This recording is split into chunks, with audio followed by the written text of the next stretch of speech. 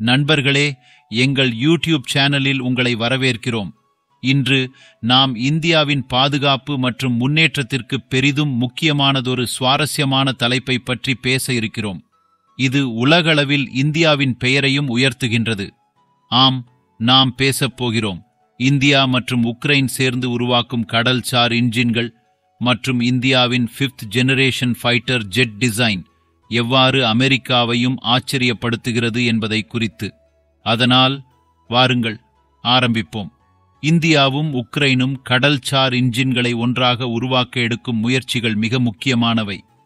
கடலில் போர் நடத்துவதற்கு நம்பகமான மற்றும் சக்தி வாய்ந்த இன்ஜின்கள் அவசியம். இவை கடற்படை கப்பல்களின் வேகம் மற்றும் சக்தியை அதிகரிப்பதோடு மட்டுமல்லாமல் அவற்றின் செயல்பாடுகளையும் எளிமையாக்குகின்றன. உக்ரைனின் பாதுகாப்புத்துறை எப்போதும் முன்னேற்றமடைந்தது, மேலும் அவர்களுக்கு கடல்சார் இன்ஜின்கள் தயாரிப்பில் மிகுந்த அனுபவம் உள்ளது. அதே நேரத்தில் இந்தியா சமீபத்தில் தனது கடற்படையை வலுப்படுத்த பல புதிய கப்பல்களை உருவாக்கியுள்ளது. இந்த ஒத்துழைப்பின் மூலம் இரு நாடுகளும் ஒவ்வொருவரின் அனுபவமும் தொழில்நுட்ப அறிவும் பயன்படுத்தி பாதுகாப்பு திறன்களை வலுப்படுத்த முடியும். இப்போது இந்தியாவின் 5th generation fighter jet design பற்றி பேசுவோம். இந்தியா தனது சொந்த தொழில்நுட்பத்தை பயன்படுத்தி ஒரு அதிநவீன போர் விமானத்தை உருவாக்கியுள்ளது. இது மிகவும் அதிநவீன தொழில்நுட்பத்தால் நிரம்பியுள்ளது. இதில் உள்ள பல்வேறு சிறப்பம்சங்கள் இதனை பிற நாடுகளின் ஃபைட்டர் ஜெட்ஸுக்கும் முந்தியதாக காட்டுகின்றது.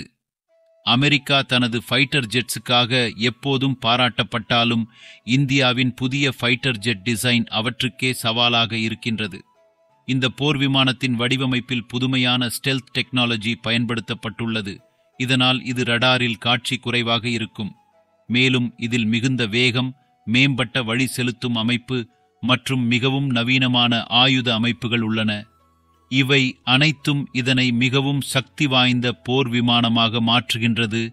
இது இந்திய விமானப்படையின் ஆற்றலை மேலும் அதிகரிக்கும். இந்த இரண்டு திட்டங்களின் முக்கியத்துவம் மற்றும் தாக்கத்தை நாம் விவாதித்த பிறகு இப்போது நாம் இதன் அடிப்படையான நோக்கத்தை புரிந்து கொள்வோம்.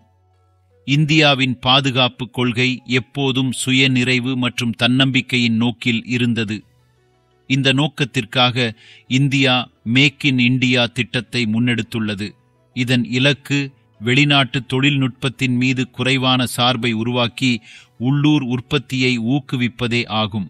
இந்தியாவின் உக்ரைனுடன் ஒத்துழைப்பும் இதே நோக்கத்தில் ஒரு முக்கியமான முன்னேற்றமாகும்.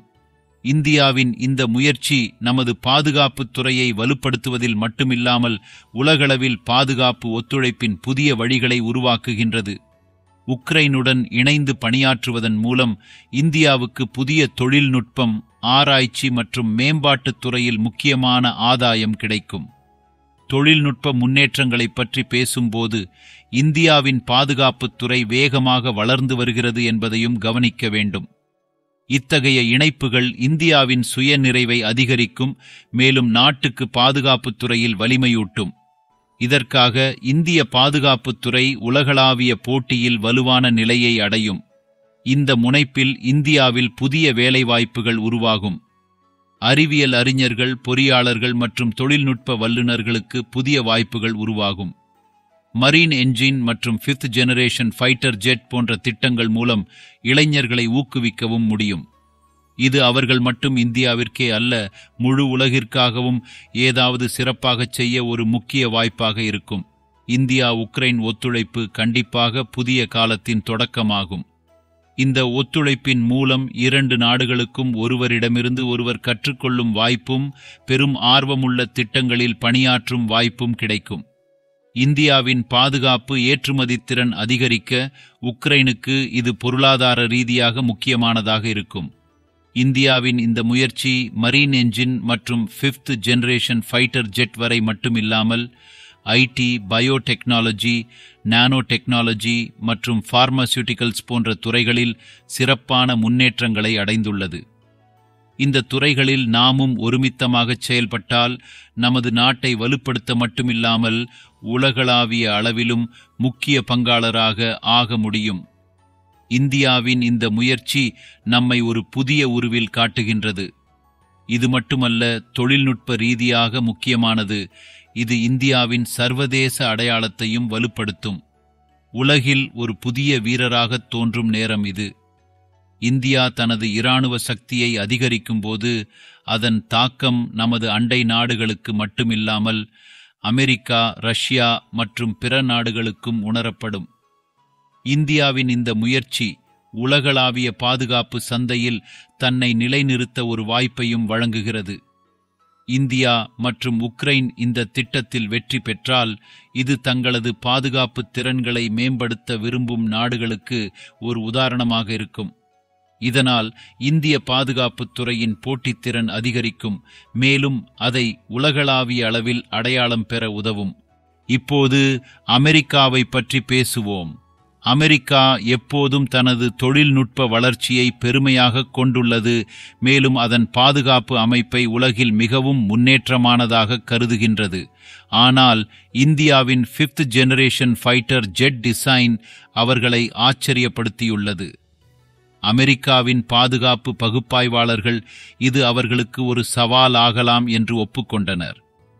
அமெரிக்க நிபுணர்கள் கூறுவதின்படி, இந்தியா இந்த ஃபைட்டர் ஜெட் ஐ வெற்றிகரமாக உருவாக்கினால் அது மட்டும் பகுதியின் பாதுகாப்பு சக்தி சமநிலையை மாற்ற மட்டுமல்ல, இந்திய விமானப்படையின் திறனையும் பெரிதும் உயர்த்தும். அமெரிக்காவின் ஃபைட்டர் ஜெட்ஸ்களுடன் ஒப்பிடும்போது இந்திய ஃபைட்டர் ஜெட்ஸ்களின் வடிவமைப்பு மற்றும் தொழில்நுட்பத்தில் ஏற்படும் மேம்பாடு கண்டிப்பாக புதிய காலத்தின் தொடக்கமாக இருக்கும். நீங்கள் எப்போதும் போல அமெரிக்கா தன் ஊடகங்களில் இந்த நிகழ்வுகளை பெரிய அளவிலும் முக்கியத்துவத்திலும் காண்பிக்கின்றது. இது இந்திய தொழில்நுட்ப வளர்ச்சி அமெரிக்காவின் பாதுகாப்பு மற்றும் இராணுவ கொள்கை மீது தாக்கம் ஏற்படுத்தும் போது மிகவும் முக்கியமாக மாறுகின்றது. இந்த எல்லா விஷயங்களும் இந்தியா இப்போது மட்டும் ஒரு நுகர்வாளர் அல்ல, ஆனால் ஒரு முக்கியமான உற்பத்தியாளர் என்பதை காட்டுகின்றது. இறுதியில் இந்தியாவின் உக்ரைனுடன் ஒத்துழைப்பும் 5th ஜெனரேஷன் ஃபைட்டர் ஜெட்ஸ் களை உருவாக்கும் முயற்சியும் உலகளாவிய பாதுகாப்பு மற்றும் தொழில்நுட்ப ஒத்துழைப்பு ஒரு புதிய அத்தியாயம் எழுதுகின்றது. இந்தியா தனது பாதுகாப்பை வலுப்படுத்த மட்டுமல்ல, இது ஒரு உலகளாவிய சக்தியாக உருவெடுக்கின்றது. இது பாதுகாப்பு உற்பத்தியில் சுயநிறைவை புதிய நிலையாக நிறுவுகின்றது.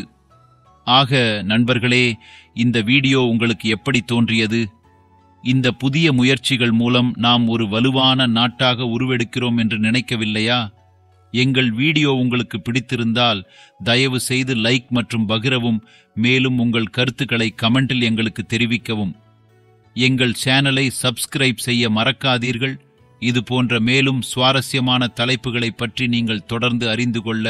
நன்றி.